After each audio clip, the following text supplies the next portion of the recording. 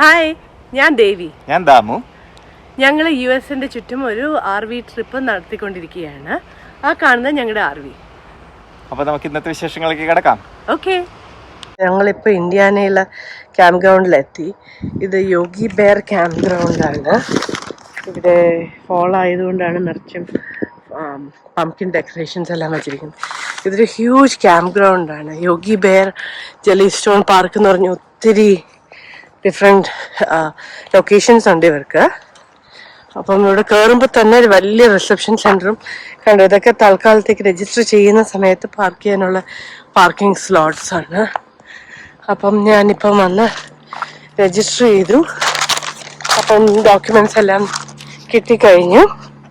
ഇനി ഞങ്ങൾ പോകാൻ റെഡിയായി. അപ്പം ഇനി അകത്ത് പോയി നോക്കാം. ഇവിടെ പിന്നെ ഇന്ത്യാനയിൽ ഓൾറെഡി കുറച്ച് ഫോൾ കളേഴ്സൊക്കെ വന്നു തുടങ്ങി. കണ്ടോ, ഇവിടെ തന്നെ കുറച്ച് കളേഴ്സ് എല്ലാം ട്രീസിന് മാറിക്കഴിഞ്ഞു. അപ്പോൾ ഇനി അകത്ത് പോയി നോക്കാം എങ്ങനെയുണ്ടെന്ന്. ഓക്കെ.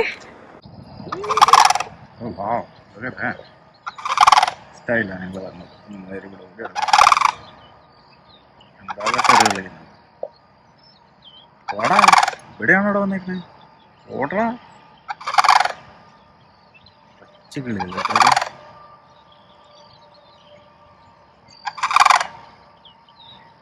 വലിയ പേടിയൊന്നുമല്ല, പക്ഷെ ദേഷ്യ.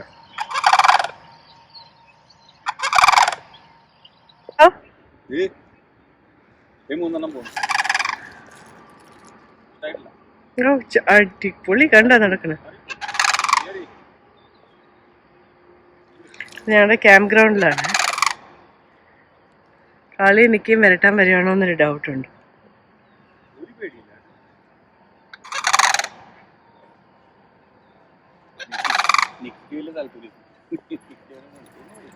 എനിക്കാണെങ്കിൽ ആദ്യം ഭയങ്കര കരച്ചിലായിരുന്നു. ഇപ്പൊ പിടിക്കണം എന്നൊക്കെ പറഞ്ഞു. ഇപ്പോഴാണെങ്കിൽ വലിയ ഷുവർ അല്ല കേട്ടോ. ഇവിടെ ദേ നല്ല ലേക്കാണ്. ഇത് ക്യാമ്പ് ഗ്രൗണ്ടിന്റെ ലേക്കാണ്. അപ്പൊ അതിന് ചുറ്റും നിറച്ചും വീടുകൾ അപ്പുറത്തെ സൈഡിലുണ്ട്. ബോട്ട് ലോഞ്ചും കൂടെയാണ് ഇവിടെ. അതാണ് ഈ ബോട്ടുകളൊക്കെ ഇവിടെ ഇങ്ങനെ കിടക്കുന്നത്. പിന്നെ അപ്പുറത്തോട്ട് നോക്കിയാൽ ഫുൾ ഈ ക്യാമ്പ് സൈറ്റ്സ് ഒക്കെ കാണാം. ഈ ബോട്ടിന് ഈ ലേക്കിന് ചുറ്റുമായിട്ട് ഫുൾ ക്യാമ്പിങ് സ്ഥലങ്ങളുണ്ട്. കണ്ട, ഇതാണ് ലേക്ക് ഫ്രണ്ട് ക്യാമ്പിങ്. എല്ലാം ട്രെയിലേഴ്സ് പാർക്ക് ചെയ്തിരിക്കുന്നുണ്ടല്ലേ. ഇവിടെ ഒരു ഡോഗ് പാർക്കൊക്കെ പോലത്തെ ഒരു ഏരിയയാണ് പപ്പീസിനെ കളിക്കാൻ. അപ്പം ഞങ്ങൾ അതിന് ഇവിടെ വന്നത് ആ ലേക്കും കാണാമെന്ന് വിചാരിച്ചു. അപ്പോഴാണ് ഈ മാഡംസ് ഇവിടെ ഇരിക്കുന്നത്. അതെ, സുഖമായിട്ട് നടക്കുകയാണ്. ശബ്ദമൊക്കെ ഉണ്ടാക്കി ഹാപ്പി ആയിട്ട് നടക്കുകയാണല്ലോ ഇവിടെ.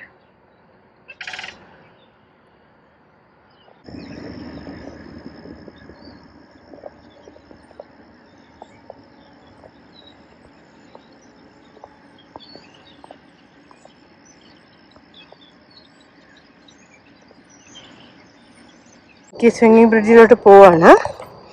Okay, let's go. എങ്ങനെയുണ്ട് നിക്കി? കുറച്ച് പേടിയുണ്ടെന്ന് നിക്കിക്ക് സ്വിമ്മിങ് ബ്രിഡ്ജ്. ചേടാ, കളിക്ക് പേടിയൊന്നുമില്ല. കളി പോവാമ. ബാ ചെല ബാ കളി ബാ. ഗുഡ് ഗേൾ കളി. ഞങ്ങളിപ്പോൾ ഇന്ത്യാനയിലെ വൈൽഡ് വിൻസ് ബഫലോ പ്രിസർവിൽ വന്നിരിക്കുകയാണ്. ഇവിടെ എന്തേ ഒരു ഫുൾ ബഫലോൻ്റെ തലയോടൊക്കെ വെച്ചിട്ടാണ് ഉണ്ടാക്കിയിരിക്കുന്നത്. കാണാനൊരു ഫോർ സെയിൽ ബഫലോ സ്കൾസ് ആണ്. $75 to $170 ബഫലോ സ്കൾസ്. അപ്പം ഇവിടെ ഞങ്ങൾ ബഫലോ പ്രിസർവിൻ്റെ ടൂറിന് വേണ്ടി വന്നിരിക്കുന്നതാണ്. ടൂറിന് വെയിറ്റ് ചെയ്യുന്ന സ്ഥലമാണ്. ടൂറിന് വെയിറ്റ് ചെയ്യാണ്. ഇവിടെ ഒരു കുറേ ഇൻട്രസ്റ്റിംഗ് ആയിട്ടുള്ള കുറേ പ്രതിമകളും ഒക്കെ വച്ചിട്ടുണ്ട്. ഇതൊരു Indian couple, native American.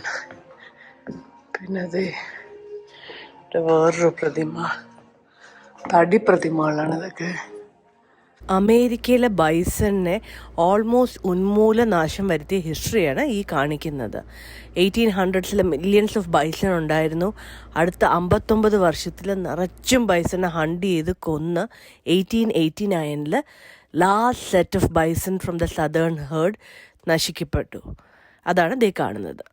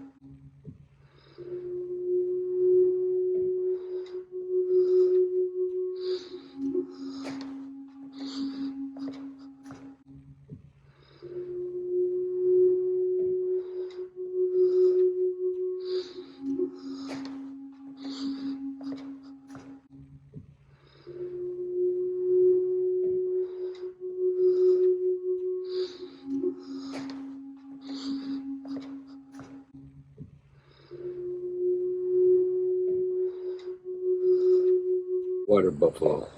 But in the 1600s, the Frenchmen came to this part of the world and paddled the big canoes on the Great Lakes and become fur traders. And when they seen the bison, they seen them as their oxen in their home country, and they put the name Beuf on them, boof, and that means beef. Oh. And the word bison, they are the truly American bison, but the word bison comes from I don't remember the name of the country, but when they look at them, they also looked at them as their oxen, but their bison to them means large, smelly beast. And once they get stopped, you can move around, but I would suggest not getting out, because if you do, you're on your own. I'm too old to help you. ഞങ്ങൾ bison ടൂറിലാണ്. ബൈസണിനെ കാണാൻ വേണ്ടിയിട്ടുള്ള ടൂറാണ്. Wild winds buffalo പ്രിസർവിൽ. അപ്പം ഇത് തുറന്നാണ് ഞങ്ങൾ പോകുന്നത്. അങ്ങോട്ടാണ് യാർഡ്, അവിടെയാണ് അവർ മേഞ്ഞുകൊണ്ടിരിക്കുന്നത് ബൈസൺ. ഞങ്ങൾ കാറിൽ വന്നപ്പോൾ കുറേ ഇങ്ങനെ സൈഡിൽ നിൽക്കുന്നതാണ്. ഇദ്ദേഹം നേരത്തെ പറഞ്ഞത് 1 വീക്ക് പ്രായമുള്ള ഒരു ബേബി ഉണ്ടെന്ന്. കഴിഞ്ഞ ആഴ്ച ജനിച്ചതേ ഉള്ളൂ. അപ്പോൾ ആ ബേബിയെ കാണാൻ നോക്കുമെന്ന് നമുക്കറിയില്ല. പിന്നെ മൊത്തം ഒരു 40 ബേബീസും ഉണ്ട് ഇവിടെ. 130 ബഫലോയും ഉണ്ട്, ബഫലോ ബൈസനും ഉണ്ട്. നേരത്തെ ആ റൂമിൽ കുറേ ഇങ്ങനെ എഴുതി വെച്ചിട്ടുണ്ടായിരുന്നു ബൈസന്റെ ഹിസ്റ്ററി, ബൈസനെ കൊല്ലുന്നതിന്. അപ്പം അതിൽ ദാവു എന്താ പറഞ്ഞ 1830s മുതൽ 55 ഇയേഴ്സിൽ അവര് അമേരിക്കയിലുള്ള ബൈസൺ പോപ്പുലേഷനെ എക്സ്റ്റർമിനേറ്റ് ചെയ്തു. എന്തിനു കൊല്ലുന്നേ? ചില കേസിൽ അറ്റ്ലീസ്റ്റ് ഇവിടെ എഴുതിയിരിക്കുന്നത് just for the pure fun of seeing them die. Hunting വെറുതെ ഹണ്ടി. ചിലതിൽ അവര് വെറുതെ അതിന്റെ നാക്ക് മാത്രം മുറിച്ചെടുക്കുമായിരുന്നു. ടങ് ഒരു ടങ്ങിന് 25 cents വെച്ച് കിട്ടുമായിരുന്നു. പിന്നെ ചിലതില് ഹൈഡ്. അപ്പൊ ഒരിടത്ത് എഴുതിയിട്ടുണ്ട് ഒരു സീസണിൽ 262,000 ബൈസിനെ കൊന്നു. Hide for $2 to $4. Oh, back 1860s. അപ്പൊ അവർ കുറച്ച് പ്രിസർവേഷനും കൂടി ആയിട്ട് Preservation good. ഇത് actually wild wins buffalo preserve എന്നാണ് അതിന്റെ പേര്. ഞങ്ങളിപ്പോ ആദ്യത്തെ ഫീൽഡിലാണ്. ഇപ്പോഴേ ഇത് കണ്ടു തുടങ്ങി ബൈസനെ. ഇങ്ങനെ 8 ഫീൽഡിലൂടെ പോകും. നല്ല കുലുക്കമുണ്ട് ഈ വണ്ടിക്ക്. അതാണ് ഇങ്ങനെ വീഡിയോ ഇങ്ങനെ ചാടുന്നത്.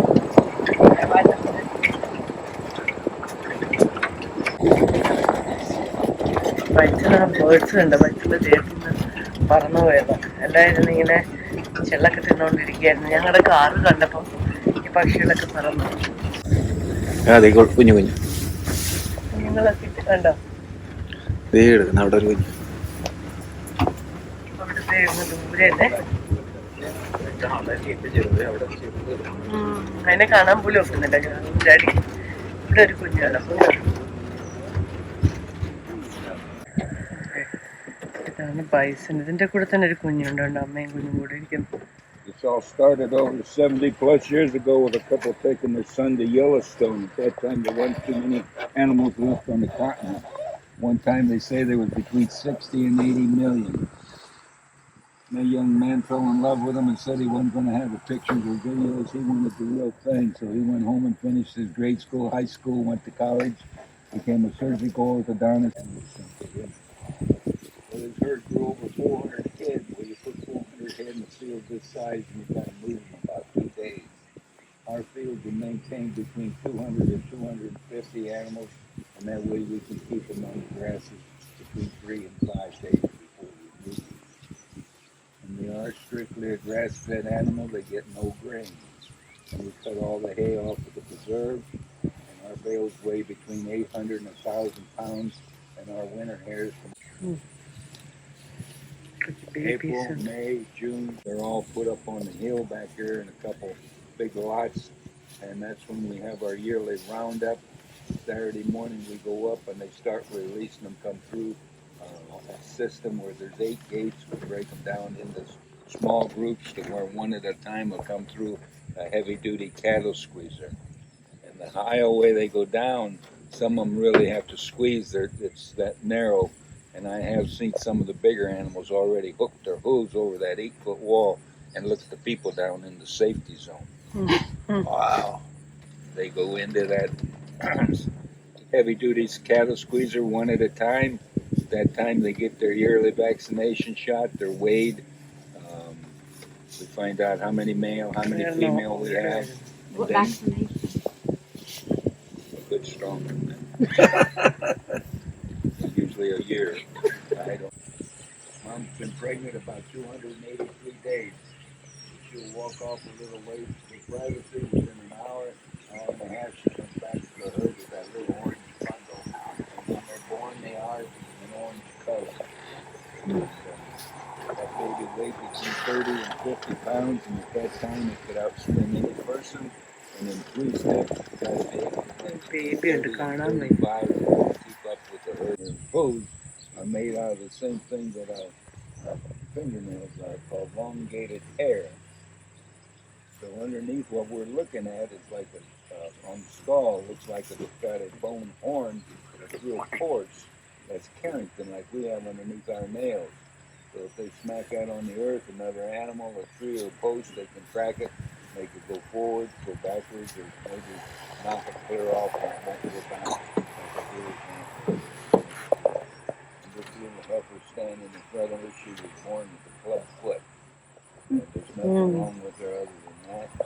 ക്ലബ് ഫുഡ് ആണ്. If you're going to put her down, you better put me down because my right knee's underneath the club. ഇതൊരു ക്ലബ് ഫുഡുള്ള ബൈസനാണ്. അല്ലാണ്ട് വേറൊരു So in കുഴപ്പമില്ല. the springtime, when that hair starts coming out, there's people that'll come out in the field after they move from one field to the next, and they'll gather the hair, they'll clean it, cut it, and bring it in the yard. Full Bison. A bull, young bull is accepted, but he's not accepted into the herd. He stays on the outside the herd, like he's a bachelor. And sometimes the adolescent bulls or even the older bulls will actually come out and do what it's called. They bully to see what's he made out of. Wow. And bulls don't rule their herd. If you say anybody rules the herd, it has to be the ladies. Because they teach, and most of the time, a lot of our older cows won't even have horns because they've corrected so much over their life. She starts her family, and her family keeps growing, and let there be a little bull born into that family. When he gets to be about 2.5, he'll walk away from the family and come to the outside the herd and be part of the bachelor herd. Mm-hmm. But the girls always stay. And if grandmother dies, it's just like our family. The oldest daughter or the oldest daughter-in-law takes over the position. Mm. When the old-timers come over here from Europe, they didn't look at these guys as a herd. They seen a gang of animals. And they don't use the word family. There was many clans within the gang.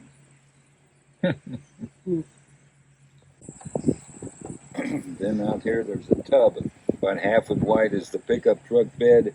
In there, I put a mineral supplement, which is like salt, calcium, magnesium. It's good for mom's milk. It's good for their bones, and they eat it like candy. And because that big hump, they can't roll over like dogs and cats. They like to find a depression in the earth, just like right there where that cow is doing. And it's got sides on it, and they'll plop down in there like that and rock and wallow around, and sit up and do the other side. That's called a buffalo wallow. So in there I put a material that looks like flour. They even put it in the flour to keep it from clumping in the millers and the moths out. It's ground up fossilized seashells, and it's called diatomaceous earth. So when they wallow in it, it keeps the bugs off of them. If they lick it, it helps worms in. And just like and sit among my gland. And there's times cows will bring their calves to me to look at me. Bull 2,800 pounds. You got a pretty little heifer there, a little good-looking bull, and she'll walk away with them. And then I've had some cows walk up to me, and I'm sitting there, and she'll walk up, and I say, "Oh, Mississippi to the Atlantic to the Florida to Canada is the prairie lands." Well, in the prairie lands, most of them was the big brown bison, where their hair is a lot more thicker on top, and they're brown in color. In our area here, more or less, and up into Canada, there was a black bison. They were smaller in structure, they were black in color, and their hair was a little bit more finer on their head. And they were called the woodland. 2002, my brother brought in 2 black bulls and mixed them into the herd, so that's why some of them are pretty dark looking. The only problem was there that those bulls, we didn't realize that, but when mom was starting to have their calves, their scent was the same as if they were in season. They were killing calves to get to the mother. We had to put them down. But all the girls female normally കാരണം smaller. See how wide his horns are തലത്തിരിഞ്ഞിരിക്കുന്നത് ഫീമെയിൽസിലാണ്. wide. ബുള്ളില് കുറച്ചുകൂടെ straight ആയിരിക്കും. അതൊരു ബുള്ളാണ്. I guess they always stay kind of close together. പെൺ ബൈസണ്.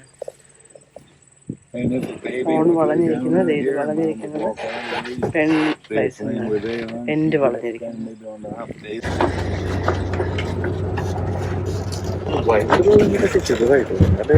ഞങ്ങളിപ്പോ ഞങ്ങളുടെ RV പാർക്കില് നിക്കാണ്. ഇപ്പം അപ്പുറത്ത് ക്യാമ്പ് ഗ്രൗണ്ടിൽ ഒരു ഫാമിലി വന്നേ. അതാണ് അവര്. അപ്പൊ അവരിത് ഹാലവീൻ വരെയല്ലേ, അത് കാരണം ഹാലവീൻ ഡെക്കറേഷൻസ് എല്ലാം അവരുടെ ക്യാമ്പ് സൈറ്റ് വെച്ചിരിക്കുകയാണ്. കണ്ടോ, ക്യാമ്പ് സൈറ്റിലെ ഹാലവീൻ ഡെക്കറേഷൻസ് ആണ് ഈ കാണുന്നത്. കൊള്ളാം അല്ലേ? കുറെ എണ്ണമുണ്ട് കേട്ടാ, പേടിപ്പിക്കുന്ന ഹാലവീൻ ഡെക്കറേഷൻസ്.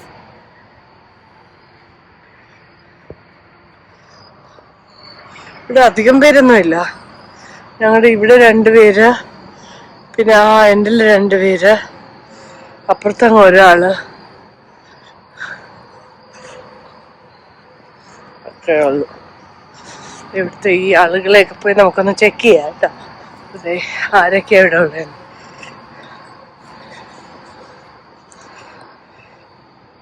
കൊള്ളാം അല്ലേ, നല്ല രസമുണ്ട്. അപ്പൊ ഇതാണ് ഞങ്ങളുടെ ഇന്ത്യാന ക്യാമ്പ് ഗ്രൗണ്ടിലെ വിശേഷങ്ങൾ. ഓക്കെ, നാളെ ഞങ്ങൾ ഇവിടുന്ന് സ്ഥലം വിടുകയായി. അപ്പൊ പിന്നെ കാണാം. Bye bye.